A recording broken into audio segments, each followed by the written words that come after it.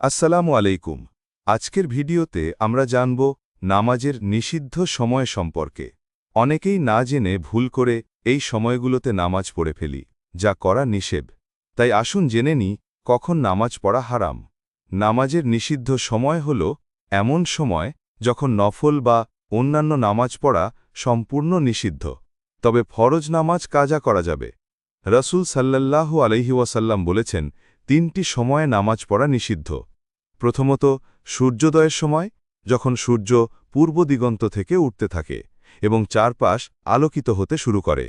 দ্বিতীয়ত, সূর্য যখন ঠিক মাথার উপরে থাকে, অর্থাৎ জোহরের আগে যখন ছায়া একদম ছোট বা প্রায় থাকে না। তৃতীয়ত, সূর্য অস্ত যাওয়ার সময়, যখন সূর্য পশ্চিম দিগন্তে নেমে যায় এবং আকাশে লাল হলুদ আলো ছড়ায়। এই তিনটি সময়ে নফল নামাজ পড়া নিষিদ্ধ, তবে যদি ফরজ নামাজ কাজা হয়ে যায় সেটা পড়া যাবে। তাই আমাদের উচিত এই সময়গুলো ভালো করে জেনে নেওয়া এবং ভুল না করা।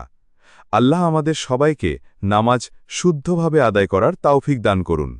ভিডিওটি ভালো লাগলে লাইক দিন, শেয়ার করুন এবং ইসলামিক আরও ভিডিও পেতে সাবস্ক্রাইব করুন।